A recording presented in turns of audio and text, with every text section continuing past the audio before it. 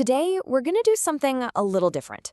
We're not diving into a historical event or some big scientific discovery. Instead, we're going behind the scenes of a story to look at its artistic DNA. We actually got our hands on the visual style guide for the novel A Scout's Honor, and we're going to break down exactly how you build a feeling, an entire world, through art.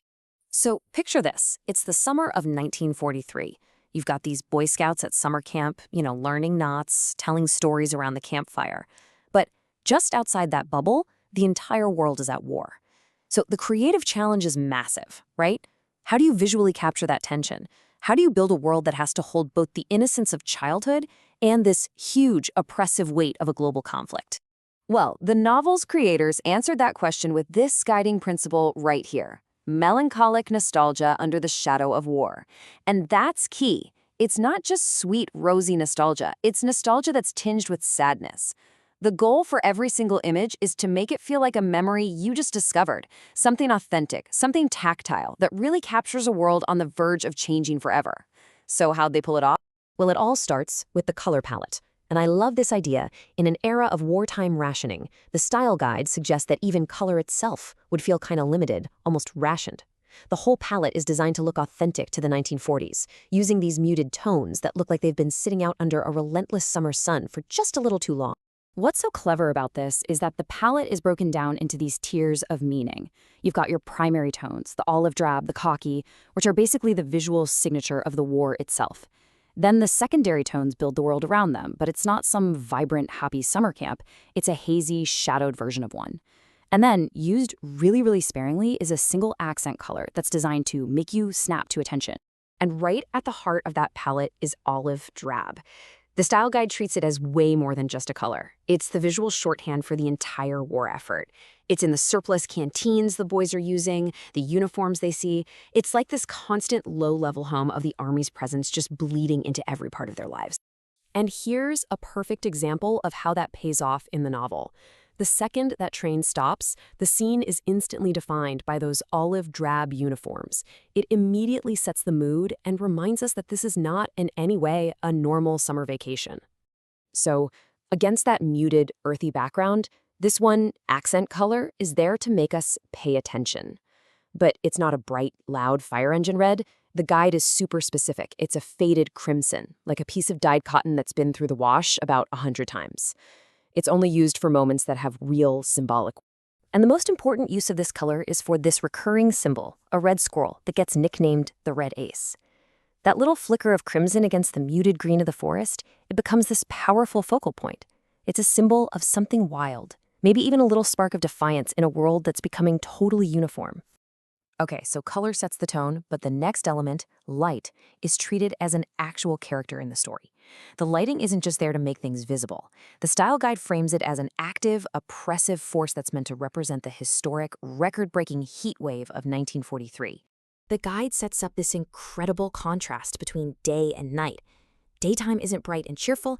It's designed to feel heavy, hazy, almost suffocating. But at night, that darkness creates two totally different feelings. You have the cold, isolating silver of the moon, and then you have the warm, intimate glow of a lantern, which the guide says creates these small circles of trust. Sunlight heavy as a wet blanket. I mean, that line from the novel just perfectly captures what the guide is going for. It makes you feel that heat. It's not just hot, it's a physical weight pushing down on the characters, which, of course, mirrors the emotional weight that they're all carrying. And then you have the nighttime world. This silver and charcoal landscape is where the boys have their most vulnerable, private conversations. The darkness gives them a little bit of space to just be kids again, away from the harsh light of day and all the crushing expectations of the adult world. So we've got color and we've got light. The next layer is all about texture. The creators really wanted to build a world that felt real enough to actually touch, making a huge point that in a pre-plastic 1940s, everything had this distinct, palpable feel to it. And the key here is that the texture isn't just background detail, it's part of the storytelling. The guide says the wool uniforms have to look itchy, the cotton shirts are sweat-stained, the wood is splintered.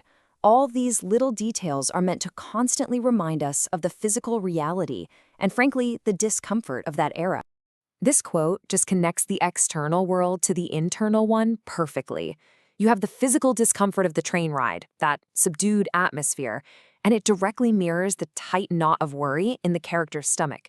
The physical world is basically reflecting their emotional state. It's brilliant. Okay, so you have all these amazing elements, color, light, texture. But how do you actually capture them? Well, the guide lays out a really specific compositional style that's meant to copy the documentary photography of the 1940s, creating what it calls a period eye. These 4 techniques are really the secret sauce. The film grain gives it that authentic, analog texture. A shallow depth of field blurs out the background, which pulls our focus right to what the boys are thinking and feeling. And the compositions are meant to feel candid, like we're just peeking in on a real stolen moment, often framed through a doorway or a window, which adds to that sense of intimacy and sometimes even confinement. This scene from the book is a textbook example. The critical detail, the scar, is seen through the spray. The water itself becomes this natural temporary frame, turning the whole thing into a classic stolen moment that feels both incredibly private and really shocking. And finally, we get to the most important piece of the puzzle, where all this artistic direction, the color, the light, the texture, all of it comes together. The characters themselves. How do these boys physically embody this theme of innocence being crushed by this immense pressure? This single line from the style guide is the absolute heart of the entire visual world. They are children trying to hold the posture of men. Every single visual choice we've talked about is designed to support this one core idea. These are not idealized storybook kids. They're real boys, strained by the heat and carrying anxieties that are way beyond their years. The vulnerability in this quote is just, you can feel it. It shows how the war isn't just something happening overseas. It's seeping into their closest friendships. Buddy's question shows how the pressures of the adult world, things like suspicion and nationalism, are starting to crack the very foundation of their childhood bonds. And then you see the pushback. Ween's desire for something stupid and ours is this desperate, beautiful attempt to carve out one small space in their lives that hasn't been touched by the war. It's basically a plea for just one moment of pure, unburdened childhood. So, when you put it all together, the vision becomes crystal clear. The rationed colors, the heavy light, the splintered wood, and these boys trying to hold themselves just a little too straight, it all combines to create that powerful, immersive feeling of a discovered memory, one that's both cherished and, deeply sad. And that really leaves us with a final thought. Breaking down a guide like this shows you how deliberate artistic choices can do so much more than just illustrate a story. They can transport us. And it really makes you wonder, doesn't it? How does art shape our collective memory, allowing us to actually feel the past, not just read about it?